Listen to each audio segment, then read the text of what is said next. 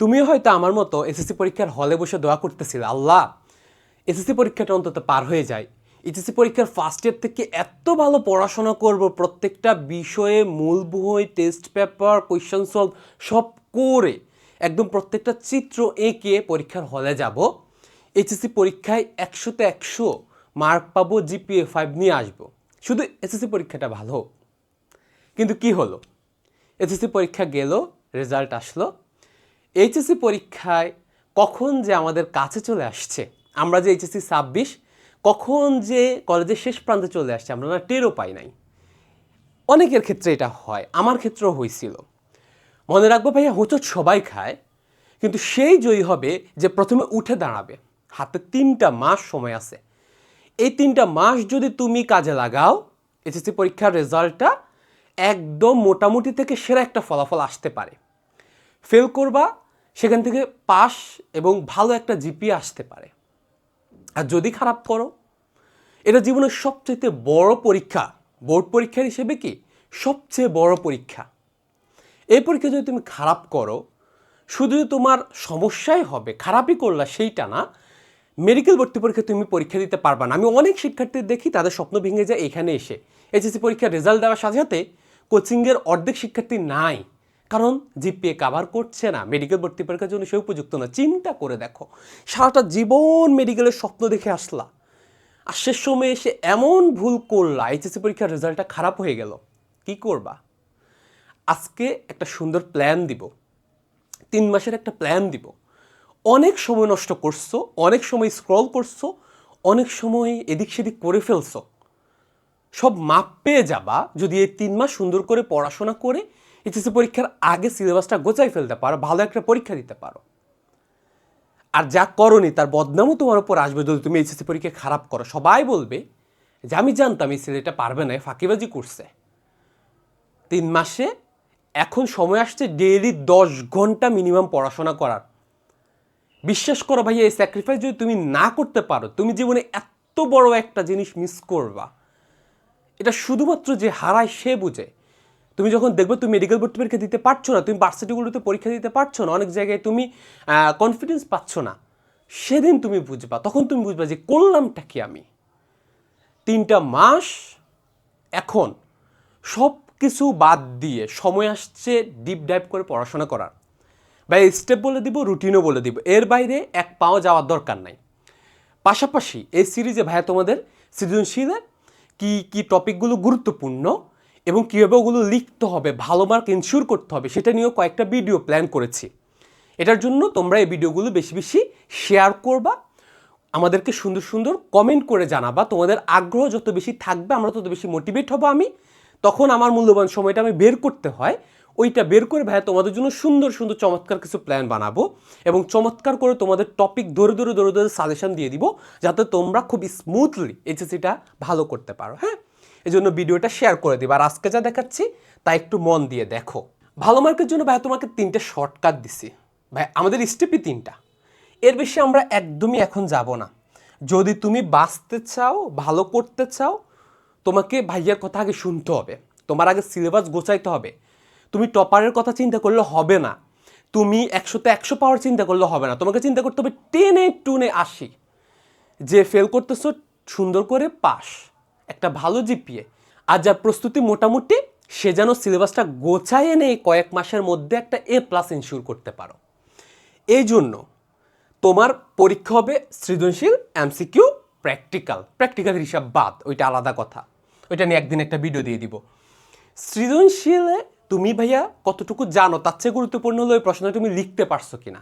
কীভাবে লিখতে হবে সেটা নিয়ে ভাইয়া আরেকটা চমৎকার ভিডিও বানাও। ভাই কিন্তু বলতেছি তোমাদেরকে, তোমরা যদি এই ভিডিওগুলো ভালো রেসপন্স করো, ভাইয়া তোমাদের জন্য কিছু চমৎকার চমৎকার ভিডিও বানাবো। সৃজনশীলে আমরা কি করব? প্রথমে বোর্ড প্রশ্নভিত্তিক সাজেশন বানাবো একটা। বিগত 5 বছরের প্রশ্ন দেখব সবাই, গাইড থাকলে গাইড, টেস্ট পেপার থাকলে টেস্ট পেপার, না থাকলে একটা ওল্ড টেস্ট পেপার হায়ার করবা, বসে থাকার সুযোগ নাই। না থাকলে একটা 1 বছর পুরনো গাইড হলেও আনবা, এনে বিগত 5 বছরে যে অধ্যায় পড়তে চাও, জীববিজ্ঞান পড়তে চাচ্ছ, বোটানি পড়তে চাচ্ছ, বোটানির ওই 5 বছরের প্রশ্নগুলো দেখো। তোমার ক্লিয়ার হয়ে যাবে যে প্রত্যেকটা অধ্যায়ে কি কি কি কি টপিক তোমাকে ধরবেই, ওই প্রশ্নগুলোই বারবার রিপিট করছে, ওই প্যাটার্নটা রিকগনাইজ করো।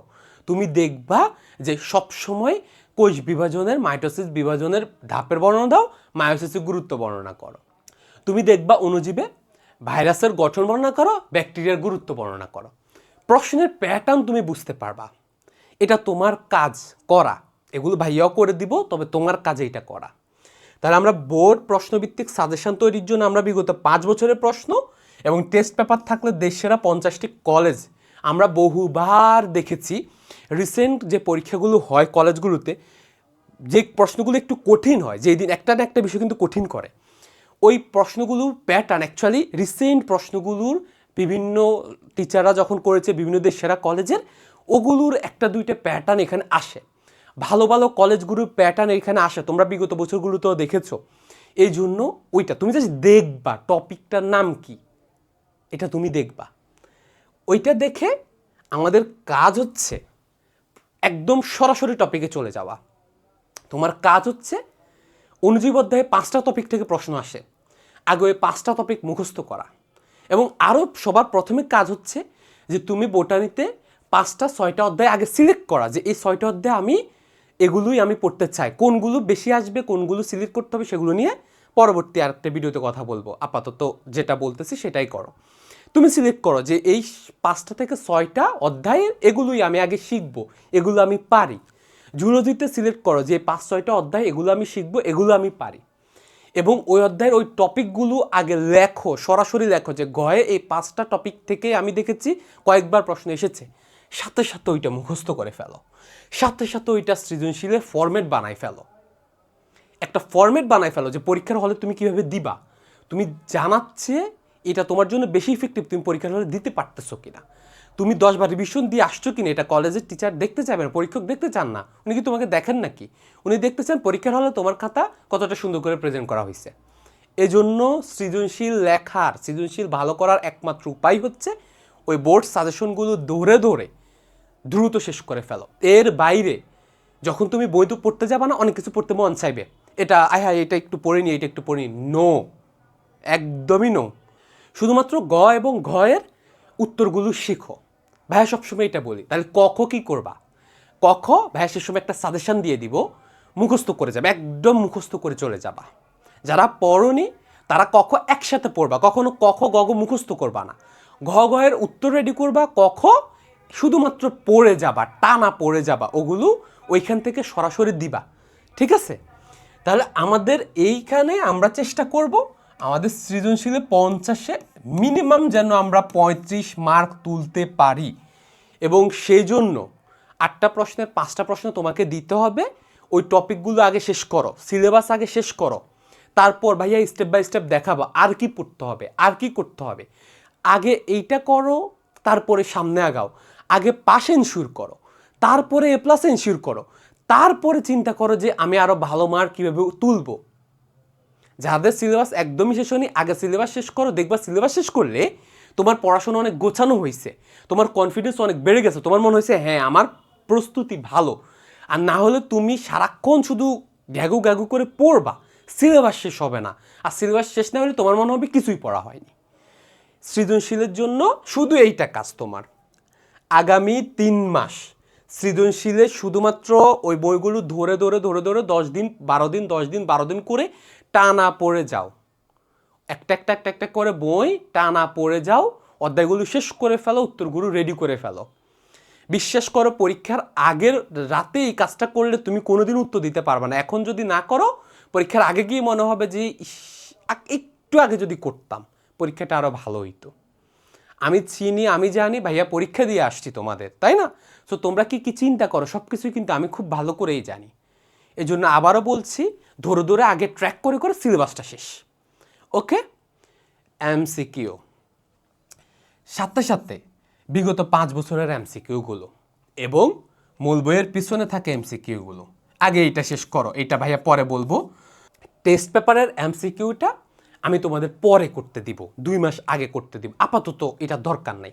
শুধুমাত্র বিগত 5 বছর মূল বই, বিগত 5 বছর মূল বই MCQ কীভাবে করবা, একটা রুটিন তো দিবই। তবে মনে রাখবা, যখন সৃজনশীল পড়বা, যখনই বোরিং লাগে এমসিকিউতে চলে যাও।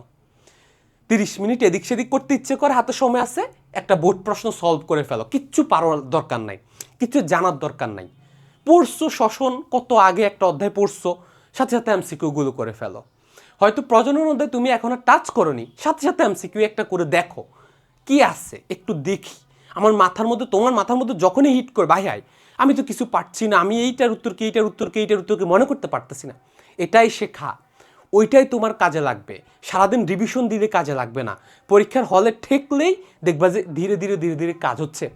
দুইটা কাজ, সৃজনশীল মুখস্থ করা, এমসিকিউগুলো যখনই সময় পাই, বিগত 5 বছরের বোর্ডগুলো, সমস্ত বোর্ডে 5 বছর মানে কিন্তু 5টা না, সমস্ত বোর্ডের সেট আছে, এটা বুঝতে হবে। সো 2019 সাল থেকে সবগুলো যতগুলো হচ্ছে সবগুলোরই আমি বলবো সুন্দর করে দেখে সলভ করে ফেলো। এবং এই যে মূল বইয়ের সলভগুলো করে ফেললে মোটামুটি বই কাভার হয়ে যাবে। আমি শিওর মোটামুটি তোমাদের বই কাভার হয়ে যাবে, বিশ্বাস করো। এই 3টা মাস এটা করলে দেখবে পড়াশোনার স্পিড বাড়ছে, গতি বাড়ছে, ব্রেন রিসেট হয়ে গেছে তোমার। তারপরের প্ল্যান ভাইয়া বলে দিব শেষ 2 মাসে কিভাবে আমরা সব কিছুকে গুছিয়ে সেরা মার্কটা পেতে পারি। এইটা আগে পালন করে ফেলো। এখন একটা রুটিন দিয়ে দিচ্ছি। রুটিনটার জন্য ভাইয়া এইচএসসি 27কেও রুটিন দিয়েছি, তোমাদেরকেও দিয়েছি, যে এই রুটিনটা সবচেয়ে ভালো। এখানে আমি কলেজটা আমি ইনক্লুড করে দিয়েছি, তোমাদের অনেকের এখন আর কলেজ নাই, সো ওই সময়গুলো তোমরা চেঞ্জ করে নিবা আপাতত। দেখো বিষয় কিন্তু অনেক ভাইয়া, 13টা বিষয়। এর মধ্যে ভাইয়া বলেছি যারা মেডিকেল ভর্তি ইচ্ছু তাদেরকে আমরা সব সময় বলি এই বিষয়গুলোতে প্রায়োরিটি দিতে। ইংলিশ জিকে তোমার আর এখন দরকার নাই। যারা এখন এইচএসসি 26 তারা ইংলিশ জিকে পড়বো না, আমরা ইংলিশ জিকে এখন আর পড়বো না, ওই সময় শেষ, মানে হলো মেডিকেলের জন্য। বাংলা, ইংরেজি, আইসিটি এবং উচ্চতর গণিত, এগুলো হচ্ছে আমাদের ওকে সহকারী বিষয়গুলো। আর মূল বিষয় হচ্ছে এইটা, জীববিজ্ঞান প্রথম দ্বিতীয়, রসায়ন প্রথম দ্বিতীয়, পদার্থবিজ্ঞান, এগুলোতে যদি জিপিএ এনশিওর করতে পারো মোস্ট অফ দ্য কেসে আমরা জিপিএ পাবো, জিপিএ 5 পাবো। হ্যাঁ, এটা ইনশাল্লাহ আমাদের হবে।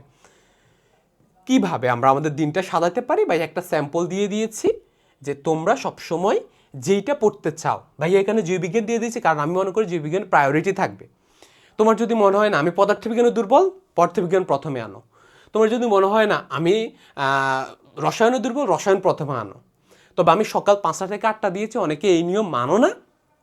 তুমি যখন পারো তখন থেকে পড়ো, কিন্তু অবহেলা করো না ভাইয়া, যতক্ষণ পারো পড়ো। আমি বলবো যতক্ষণ পারো ফোর্স করো নিজেকে, নিজেকে চেষ্টা করো যে অ্যাট এনি কস্ট এই 3 মাস আমি আমার সর্বোচ্চ জানপ্রাণ দিয়ে চেষ্টা করো। বিশ্বাস করো একটা মিরাকল ঘটে যাবে, একটা মিরাকল ঘটে যাবে। তোমরা কখনো এখন আর ইফোর্ট দাও না, আমি এইচএসসি 26কে এখনও দেখেছি তোমরা এখনও সিরিয়াসই হও না, ইফোর্টই দাও না। প্লিজ একটু সিরিয়াস হও। যে বিষয়টা পড়তে যাচ্ছ ওইটা সকালে 2 ঘন্টা ওইটা আগে শেষ করে ফেলো, তাহলে তোমার একটা রিলিফ পাবে। হ্যাঁ আমার পদার্থবিজ্ঞান ছিল, ওইটা আমি শেষ করছি, ওইটা একটু বেশি সময় লাগে, ঠিক। হ্যাঁ, এরপরে ভাইয়া বলি যে একটা মূল বিষয় পড়ার পর একটা সহকারী বিষয় পড়ো, কারণ এগুলো রিল্যাক্সিং। তুমি বাংলা সিকিউ জাস্ট পড়ে গেলেই দেখবা যে হয়ে যায়, তাই না? আইসিটি দেখবা যে জাস্ট কয়েকটা নিয়ম পড়ে গেলেই হয়ে যাচ্ছে, এত কঠিন কিছু না। তারপরে কি বাংলা দ্বিতীয় পত্র, শুধুমাত্র বোর্ডের প্রশ্নগুলো, বিগত বছরে আসা প্রশ্নগুলো উদাহরণ উদাহরণ সহ মুখস্থ করে গেলে, কয়েকটা টপিক পড়ে গেলেই হয়ে যাবে। শুধু সায়েন্সের স্টুডেন্ট আমরা সময় দিতে পারি না, সময় দিতে হবে, শুধু 1 ঘন্টা করে সময় দিতে হবে। এটা হচ্ছে মেন কাজ, যে 1 ঘন্টা করে তুমি একদিন একটা গদ্য, একদিন একটা পদ্য, একদিন একটা বাংলা ব্যাকরণের নিয়মগুলো, একদিন একটা ধরো, হয়ে যাবে। ইংরেজিও তোমাদের জন্য হয়ে যাবে। যারা সায়েন্সের স্টুডেন্ট তাদের এগুলো কোনো সমস্যা না, শুধুমাত্র সময় দিতে হবে একটু।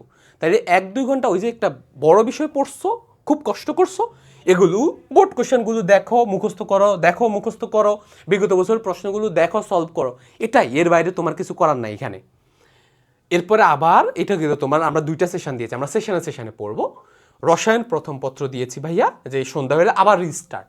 একটা কঠিন সাবজেক্ট রসায়ন, এত জটিল সাবজেক্ট, যদি পরীক্ষা একবার কঠিন হয়ে যায় খুব ভয়ঙ্কর রূপ নিতে পারে রসায়ন। হ্যাঁ, তো এই জন্য রসায়ন পদার্থ আমরা দুটোকে একটু সিরিয়াসলি দেখতে হয়, এই জন্য আমরা এটা দেখবো যে রসায়ন পড়বো আবার 2 ঘন্টা। এরপরে আবার ম্যাথ, কারণ আমি জানি ধর হায়ার ম্যাথে কী করতে হয়। তোমরা যদি হায়ার ম্যাথে ভালো করতে চাও একটাই পরামর্শ, বইয়ে যে নিয়মগুলো আছে শুধুমাত্র সেগুলো করে যাও। মোস্ট অফ দ্য টাইম একই জিনিস আসবে এবং মোটামুটি ভালো করার জন্য ওই জিনিসটাই যথেষ্ট। বুঝতে পারছো? এর বেশি ভাইয়া আহামরি একটুও করি নাই, শুধুমাত্র ওই যে বইয়ে যেগুলো আছে সেগুলো সুন্দর করে করে করে করে আসছে, উদাহরণগুলো দেখবো ওগুলো অনেকবার আসছে, ওগুলোই শেষ। পদার্থবিজ্ঞান ম্যাথ করা লাগে, জাস্ট টাইপ ধরে ধরে ধরে ধরে করা লাগে, এটা হলো মেন কথা। সময় লাগে, ভালো লাগে, এগুলোর জন্য ব্রেন অতটা না খাটাইলেও চলে, তাই না? তুমি জাস্ট ফরম্যাট শিখো, অ্যাপ্লাই করো, মুখস্থ টুখস্থ খুব একটা ঝামেলা নাই, ফরম্যাট শিখো, অ্যাপ্লাই করো, অন্তত 5টা অধ্যায় শিখো পদার্থবিজ্ঞানের, প্রথম আর দ্বিতীয় মিলে 10টা অধ্যায় শিখো, ইজিলি ভালো রেজাল্ট হয়ে যাবে। এবং সর্বশেষ হচ্ছে, আমরা শুক্রবার এই যে জিনিসগুলো পড়েছি, তারপর একটা যে কোনো একটা বিষয়ের উপর আমরা একটু পরীক্ষা দিয়ে দেখবো, একটু সিকিউ প্র্যাকটিস করে দেখবো। পরীক্ষার আগে গিয়ে সিকিউ লিখে তুমি ভালো করে ফেলবে এটা তুমি আশা করতে পারো না, একদমই পারো না। এই জন্য আগে থেকে একটু লেখা প্র্যাকটিস করবো, কীভাবে সিকিউ আরও ভালো করা যায়, কীভাবে প্রেজেন্ট করতে হবে, সেটা নিয়ে ভাই আর একটা ভিডিও বানাবো বলেছি, লাগলে কমেন্ট করে জানাবা। তো এই হচ্ছে জিনিসটা একটু সিম্পল রাখো ভাই, একদম সিম্পল রাখো। মূল বইটা ধরো, সিকিউটা গাইড দেখে দেখে প্রশ্নগুলো বুঝো, মূল বইয়ে এসে ওই টপিকটা পড়ে যাইতে হবে, নাহলে বইয়ের মতো হবে না, শুধু গাইডের উত্তর মুখস্থ করে ভালো হয় না, মূল বইটা এসে ওই জিনিসটা পড়ো। জীববিজ্ঞানের ক্ষেত্রে আরও চিত্র আঁকা শিখো, ডায়াগ্রাম আঁকা শিখো, আস্তে আস্তে আস্তে আস্তে ইমপ্রুভ হবে। নিজেকে পড়ার টেবিলে 6 ঘন্টা 7 ঘন্টা 8 ঘন্টা ধরে রাখো। ভাই আবারও বলছি, তুমি যদি তোমার সর্বোচ্চ চেষ্টাটুকু করো যে না এট এনি কস্ট আমাকে এটা অ্যাচিভ করতেই হবে, তুমি পারবা, বিশ্বাস করো। বেশিরভাগ শিক্ষার্থী বোর্ড পরীক্ষা হওয়া সত্ত্বেও পরীক্ষার আগের দিনও ফেসবুক চালায়, স্ক্রল করে, এদিক ঘুরে ওই দিক ঘুরে, এই শর্টকাট খুঁজে ওই শর্টকাট খুঁজে, কিন্তু তারপরেও কষ্ট করতে রাজি না। এরকম হয়েও না, ভবিষ্যৎটা নষ্ট করিও না ভাইয়া। বহু স্টুডেন্টকে ওই যে ভালো করতেও দেখেছি, আবার অনেক স্টুডেন্ট খারাপও করেছে, তাদের লাইফ খারাপ হয়ে গেছে, স্বপ্নটা নষ্ট হয়ে গেছে, সেটাও ভাইয়া দেখেছি। এই জন্য ভাইয়া জানি যে একটা খারাপ স্টুডেন্টের অবস্থা কী থাকে। ভাইয়া তোমাকে সবচেয়ে সিম্পল কাজটা করতে দিছে, এই কাজটা সুন্দর করে করে করতে থাকো। কোনো হেল্প লাগলে ভাইয়াকে মেসেজ দিও, ভিডিওটা কমেন্ট করে জানাও, এবং এই সিরিজগুলো যেন আমরা কন্টিনিউ করতে পারি সেজন্য এই ভিডিওগুলো তোমার বন্ধু বান্ধবের সাথে শেয়ার করে দিও, নিজের টাইমলাইনে একটু শেয়ার করে দিও। আর চ্যানেল দেখলে চ্যানেলটা সাবস্ক্রাইব করে রাখো। ভালো ও সুস্থ থাকো, দেখা হচ্ছে পরবর্তী ভিডিওতে। আসসালামু আলাইকুম তোমাদের সবাইকে।